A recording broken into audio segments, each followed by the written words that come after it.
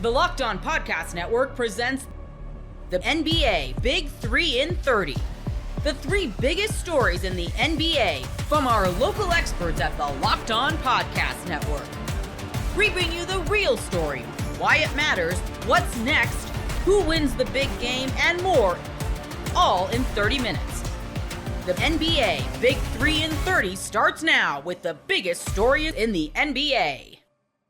The New York Knicks beat the Denver Nuggets 122-112. You are Locked On Knicks, your daily New York Knicks podcast. This is not only the best the Knicks have played in any three games this season, it is one of the best three-game stretches. In fact, offensively, it is the best three-game stretch in franchise history. Jalen Brunson, masterclass, 30 points, 15 assists. I don't even know if the stats totally do it justice. We'll get into that. And the defense just keeps on getting better, fresh off shutting down the Grizzlies. They shut down Nikola Jokic and the Denver Nuggets. Alex Wolf, a lot to talk about today. Yeah, certainly another feel-good win for the Knicks here. I mean, I think the biggest thing to me was the resilience in this one. Is kind of the first time in their last three games that they've encountered real resistance, I think, where, when they beat the Kings, they kind of just went basically wire to wire on them. When they beat the Grizzlies, I believe they literally went wire to wire on them and just had them completely at arm's length the entire game. This one, they got punched in the mouth in the third quarter. And, they were really helped out by the fact that Karl Anthony Towns managed to get Nikola Jokic in foul trouble in the first 2 minutes in this game. They were able to kind of run that score up a little bit in the first quarter into the second. And can I just say real quick, Mike Malone, way too conservative. He sat him for 14 minutes with two fouls. I don't think I've ever seen Tibbs do something like that. No, yeah, it did seem a bit much to me. I kept thinking okay, he should come back now. I mean, Jokic isn't a particularly foul prone player, and it's also not like they were lighting the world on fire without him out there. I mean, I guess they were doing slightly better than what you would typically expect because their on-off numbers without him on the court are just insane. I think it's a 25-point swing or something when he sits versus, with how much they go into the negative versus how much of a positive they are when he is out there. So yeah, it was a little surprising to see him sit for so long, but then third quarter comes around and, Jokic and Jamal Murray are playing well. And, they take, I think it was an 8-point lead over the Knicks about midway through the third. And you start thinking oh geez, this is looking a little dire at this point. Maybe the wheels are finally going to come off here. They're facing a good team, a desperate team, I believe. I think they had lost 2 straight games coming into this one. First 3-game losing streak of the year, and they're trying to avoid it. Yeah, which was sort of similar to what the Knicks ran into a couple weeks ago, except for they just kind of laid down.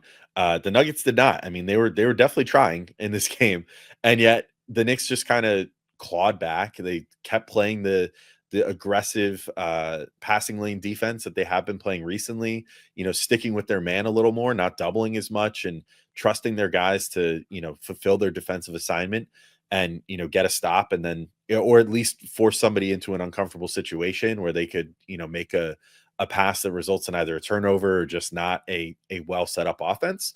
I thought they did really well with that, getting out in transition more, the bench playing really well again, which was really helpful. I think that's been a large part of this, the fact that you can now rely on the bench for, in this game, they played a combined 46, 57, about 60, 61 combined minutes between all of them, which, allowed all the starters to just kind of play exactly as much as they were needed, but also get some breathers. So that way Josh Hart could come back in and, be a cannonball on offense and on defense. And, Mikal Bridges could stay in front of Jamal Murray and have a pretty decent second half on him for the most part, I think. And OG Anunoby, obviously was able to do everything that he did in this game, but also Jalen Brunson, who played 36 minutes, but was extremely efficient in all of them. I just thought it was a very well-rounded effort again, which is just kind of what's becoming the staple for this team. And, I think they owe as much to guys like Deuce McBride and Precious Achiuwa, who were able to come out there and hold down the fort. And Deuce even, I think, really showed some of the scoring chops that we've been waiting to see for weeks and months now. Again, with the creation and just the other day he's had some good games recently, but this was one of the first ones where he kind of just had the ball in his hands and was playing as well as he was. But anyway, just just all in all, really well-rounded effort. I'll let you decide where to take that next, but like it feels like one of those games where you almost have to shout out every single person the first time you talk about it, because it was just another really good complete team effort again. Look, I've been coming on here and ranting and raving and saying that this team is all in, and we saw a version of them a year ago in January where they peaked as high as in a year where the Celtics were historically great. They had as dominant of a month of basketball as any team in the NBA had, right? And at that point, that's the standard. And then you set up whatever, however many first round picks they gave up, all the assets they gave up to put this version of the team together. Like, even though they lose Isaiah Hartenstein, it's out of their control. Like, this team had to be at least that good, or at least show that ceiling. And we were getting it in January again. A year later, it came late in the month. They had us on our toes, right? Like, it was until the last second. But these last 3 games have looked like the Knicks of last year. And it's a little deja vu, because the game where they beat the Nuggets by, I think it was something like 42, 44 points. That was the one where I really started believing a year ago. It was like, all right, like, if they could do this to the defending champs, they can do this to pretty much anyone. And same thing this year. Like the Grizzlies were one thing. The Nuggets, even though Memphis has been better this year, I think because of the presence of Jokic and his ability to just dominate a basketball game. And to your point, he tried in the second half. Like, the whole team got red hot from 3. They were 8 for 12. Jamal Murray was cooking. Jokic was cooking. And the Knicks' ability to take that punch on the chin and say, all right, we're a well-oiled machine right now. We're going to punch you right back and win this game. And I said it in the little like post game now I did. Jalen Brunson's ability to be the best player on the floor on a court with the best player in the world. That's how you win a championship, right? Like you don't need the best player in the world. You need a guy who can act like the best player in the world for 2 games in a series, 3 games in a series, 4 games in a series. And the Knicks have that in Jalen Brunson. When you have that and you have a supporting cast that is this good, and Mikal Bridges and OG Anunoby finally playing up to their potential, Josh Hart continuing to excel, Cat making big plays late, like, the Knicks, I credit to our friends over at the Hot Hand Theory podcast, because they've been saying this for weeks. Like the Knicks don't need to make moves. They have enough in-house. Like they need a lot of things to fall their way, because they don't have that overwhelming depth they had a year ago, but they have enough. And we saw that tonight. Yeah. And I mean, if this iteration of the bench continues to kind of grow and get better, you're still, no matter what, your big midseason acquisition, even if you don't make a deal at the trade deadline, which I think they have enough leeway to still make some sort of move, just something along the margins, the typical Leon Rose, Brock Aller special, of at least doing a little something. Yeah, even if it's just trying to get another second round pick back or something like that. But like, they have that sort of flexibility. And yet, like, even if you don't make another addition, you've got Mitchell Robinson, who people are, starting to rave about, saying, hey, he looks lean. He looks like he's in good shape. Like, kind of right on the cusp of coming back. Like, we've been hearing from Ian Begley of SNY, like, he's hearing early February. And newsflash, early February is in 2 days. Like, this team might be about to get a decent amount better, because he's the sort of guy that can offer something that just doesn't exist on this team right now, which is just like that level of dominant defensive presence on the defensive end. Like, it's just, I think that, they're kind of, to your point, peaking in a very similar way, where I had the exact same thought, and we didn't talk about this at all pre-show, but like, I had the exact same thought after this win, where I was like, this feels a heck of a lot like last January. Like, this is the same sort of feeling where it just seems like they're running into other really good teams right now, and the Knicks are the buzzsaw right now, and the other teams are the ones just getting cut down. Now, the real test might actually come, I think, in like a week against Houston, who's the other buzzsaw in the league right now. But they've got, I don't want to call it easy, because they still have LeBron James, Anthony Davis, whatever, but like, a not as hard game coming up next on Saturday. And then Davis is out seemingly for that. So oh, well, there we go. Yeah. So that'll help as well. So hopefully a game to kind of catch their breath, because honestly, I think the real test, where we're going to really see the mettle of this team, is if they can stop the freaking juggernaut that Houston is suddenly becoming. But yeah, it's a fun time right now. Super Bowl 59 is here. One game, two teams, endless possibilities. And there's no better way to make every play more exciting than with FanDuel Sportsbook. Whether it's predicting the first touchdown, calling the MVP, or even betting on the coin toss, FanDuel makes it easy to get in on the action.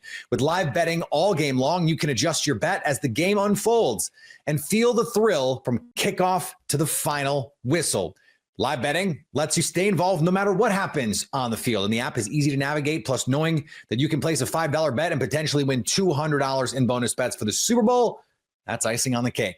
Download the app or head to FanDuel.com to get started. Bet just $5. And if you win, you'll score $200 in bonus bets. That's FanDuel.com. Bet with FanDuel, official partner of Super Bowl 59. The Oklahoma City Thunder drop a game to the Golden State Warriors. You are Locked On Thunder, your daily Oklahoma City Thunder podcast. Brandon, we do have the Thunder losing to the Golden State Warriors to talk about. In this game, the Thunder should have won. That's plain and simple. The Warriors on the second night of a back-to-back. They did get Steph Curry back, but they didn't have Draymond. They did not have Kuminga. And the Thunder grew a 14-point lead. And in that third quarter, Golden State went on that run to wrestle away the lead. Eventually, this game saw 12 lead changes, 8 ties, and the Thunder fell short 116 to 109. And again, if the Thunder out-rebounded Golden State, they produced more turnovers, 15 to 11 than Golden State. But the big kicker is, despite having more points in the paint, more second chance points, and surprisingly, way less fast break points, the Thunder got trounced in the fast break point 18-5. It came down to shooting. Golden State made 49% of their shots against this historically great defense. They made just 34% of their threes and 82% of their free throws. But the Thunder made just 40% from the floor, a 9-point point differential. 23% of their threes, over 10 percentage differential, and then 80% of their free throws. And ultimately, that's the difference in this game. Clearly a frustrating loss. You can just see that from the amount of people who are cranky for staying up and watching this game. But the Thunder did go into these scoring lulls. They did have the common thread. Like, the Thunder have not lost a ton. They haven't even had 10 losses yet this season. They're still at the title favorite. They're still the title contender. They're still the West favorite. They're still the West number 1 overall seed comfortably. All that stuff remains true, while also, when you only get 10 losses, 9 losses, every single one of them will be put under the microscope, because we just we haven't really seen this team come up short a ton, to where that's whenever you naturally pick apart a roster. And as we know, Brandon, being in Oklahoma, this is a football state first and foremost. And even if this team had one loss and it was their first loss tonight, people would be thinking the sky was falling, because that's how you operate in the sport of football. So all that being said, what's your initial takeaway from watching this game and seeing the Thunder lose? My initial takeaway is the shooting. Like, I hate to just say shooting variance and chalk it up to that, but the most telling stat to me from tonight is that outside of SGA, J-Dub, and Isaiah Joe, the Thunder went 0-17 from 3. 0-17 from 3 outside of those 3 guys. And those 3 guys scored 52 points, 26 points, and 17 points. That was the entire Thunder offense tonight, was Shea, Dub, and Isaiah Joe. And we know that the Thunder role players all season long have performed well. Isaiah Hartenstein, only 4 points tonight and 2 of 10 shooting. Like that, to me, that's such an outlier performance. Lou Dort, who's been one of the best 3-point shooters on this team this season, 0-4 from 3, 2 of 8 from the field, 4 points. Cason Wallace, 0-3 from 3, 1 of 5 from the field, 2 points. You can go down the list. Jay Will was 0-4 for 2 points. Kenrich Williams, he only shot 1 time, so, but he was 0-1. And then Aaron Wiggins, again, he's been a great 3-point shooter the last, couple of seasons. He's in a little bit of a slump right now. He went 0-4 tonight from 3 for 2 points. So it really came down to that. And again, on the other side of that, we saw the Warriors hit tough shot after tough shot in that second half, like step backs, hands in their face, slow-mo, doing that slow-mo turnaround fadeaway jumper. is some of that defense, some of that's tough shot making. They got a vintage Andrew Wiggins versus the Thunder performance. That always hurts. But kind of bottom line, when Shea scores 52 points and Steph Curry scores 21 points, you would just think that this is a runaway win for the Thunder. And it just, outside of those three guys, nobody could hit a shot, and that's the story of the game. Yeah, and that's the common thread in these losses, and that's why it feels so loud, is because to beat this Thunder team, you're going to have to concede Shea for as much as you try to shut him off. And in the second half, the Warriors did lean into zone defense. They led into loading up on Shea in the paint, blitzing him, being more physical with him, sending help more often, getting the ball out of his hands, denying him the ball, and daring anyone else to beat them. And the Thunder just do not have reliable guys who can beat you night in and night out without Shea. And so that's why you see their offense stagnate when Shea's off the floor. It's why you see their offense stagnate sometimes with Shea after he gets hot early on. He had 31 points at the half. I mean, this guy was incredible tonight, and the 52 points goes a long way in showing that. And he was still in this loss a +1 in his minutes on the floor, which includes the minutes in the second half, like coming back early in the fourth quarter to try to will this win for the Thunder, and they end up losing, but he was still a positive in the plus-minus category. So when you look at the common thread losses, when they lose, which is rare, it comes down to how did the rest of these guys perform shooting the basketball. And it's a dreadful Lou Dort game offensively. Like he just was not good. And it was really from the word go for a guy who's, cut down on some bad decision-making. He shot 4 shots inside the arc, and the more attempts you get inside the arc from Lou, the worse it is. And he just was not good tonight. And there's no other way to put it. And then Casey Wallace went 0 for 3 from 3.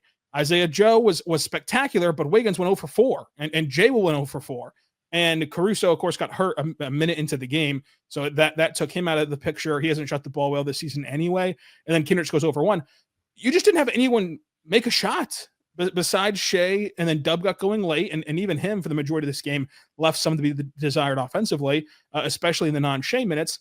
And then Isaiah Joe was we'll have to spend a whole segment on how good Isaiah Joe was today, but it's kind of a two-sided coin, because the Thunder are still a historically great team by every single metric, including the eye test. For as much as you might dislike the sloppy play and the bad result from Wednesday, the eye test still says they're a great team. They've lost 9 games as we head into February. 9 games.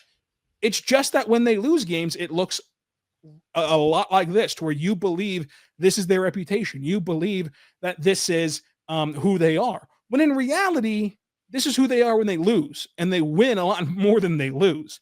But the other side of that coin is the end goal for this team when you're this good is to have success in the postseason.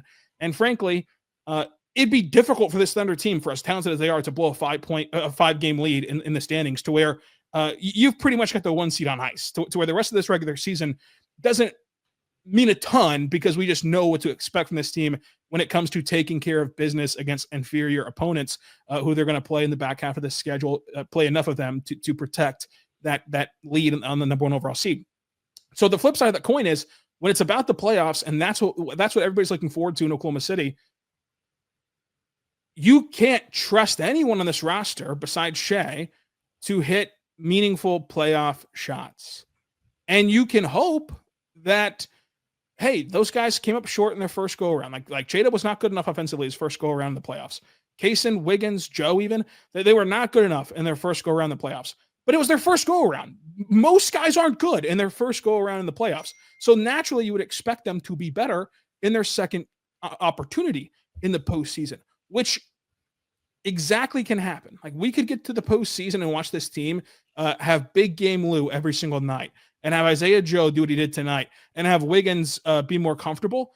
But the issue that you're seeing people have about this team is in bigger regular season games, right, where these bigger games happen, and you see the Bucks NBA Cup game, which doesn't count toward that total, and you see the game like tonight on national television.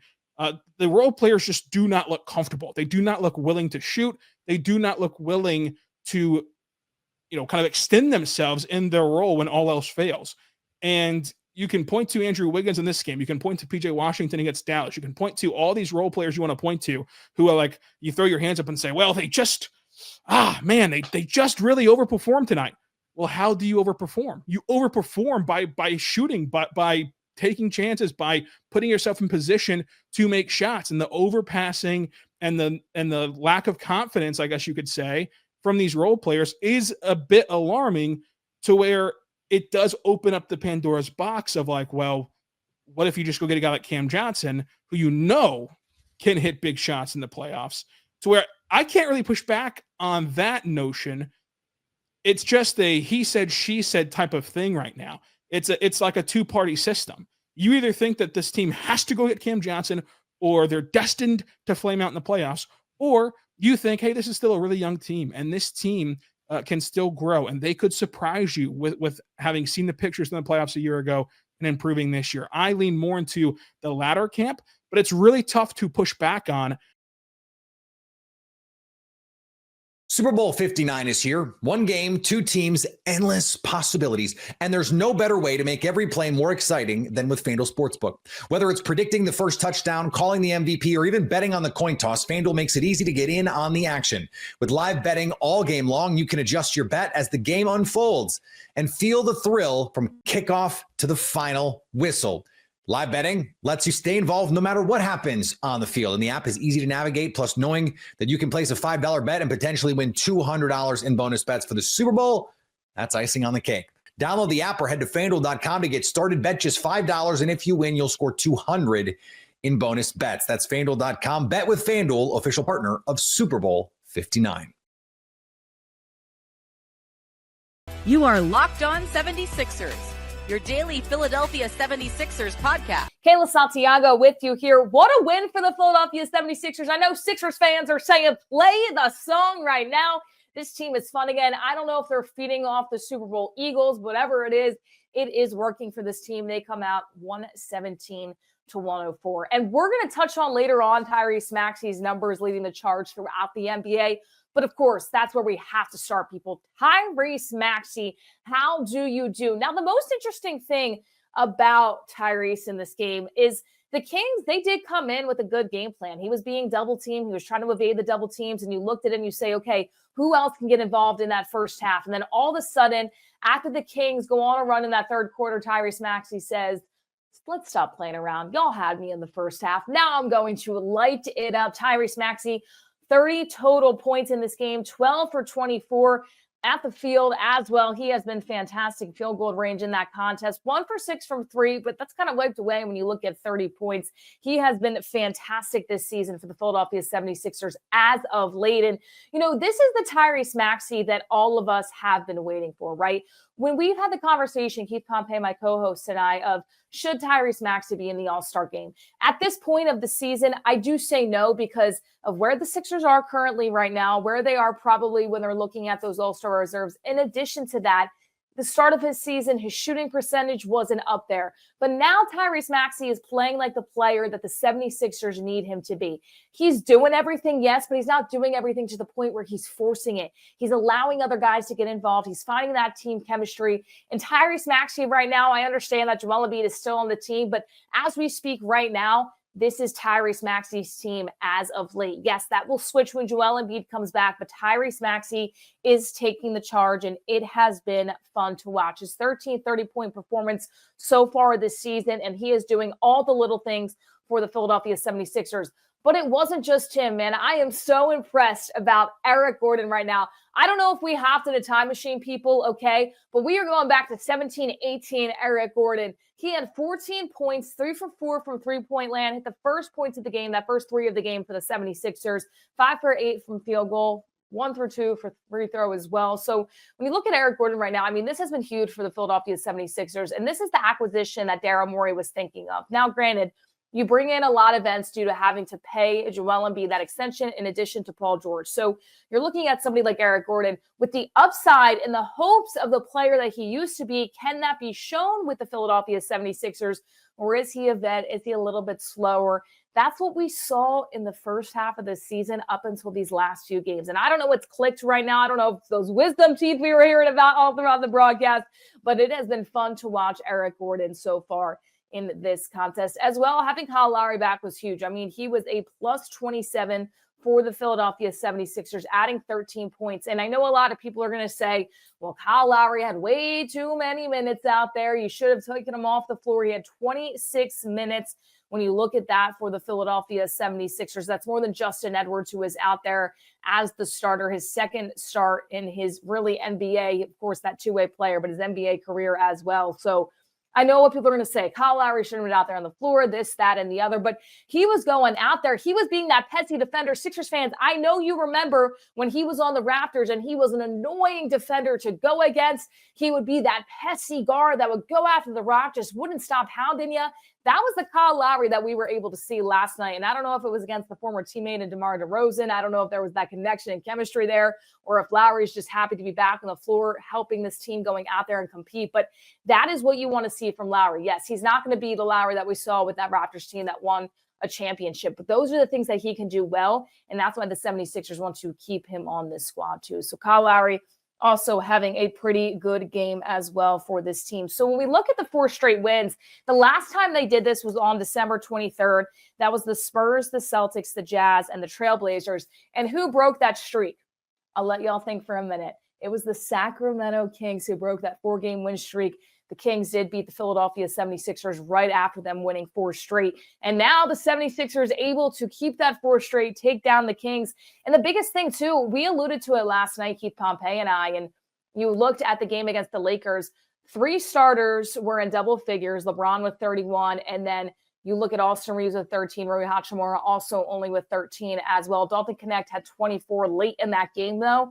The 76ers were able to really hold the Lakers. There's not much surrounding them other than LeBron James and AD, who went down early. But also, when you look at the defense that the 76ers were able to portray, they were able to stop Sabonis. And that was what we went back and forth about. He had 13 points. He was only a +2 on the floor. DeMar DeRozan did have 19 points, but he was a -15 on the floor last night for the Sacramento Kings. De'Aaron Fox was a -9 as well. Malik Monk was only a +2. He was the leading scorer for the Kings last night. So we were worried about Sabonis going out there. Now, granted, he did have a triple-double. I do get that, 14 rebounds and 11 assists, but he wasn't getting the buckets that he usually does. He was just a +2 on the floor. And that's a big thing when you look at it, because you worry about that center presence when you don't have Andre Drummond and Joel Embiid in the lineup, when you only have Yabusele down there, one of your tallest guys on the floor. But at the same time, the 76ers, they were able to get it done against a Kings team who won 11 of their last 14. They're starting to have some drama right now. Earlier in the season, they traded the coach. Now, De'Aaron Fox trade rumors are everywhere.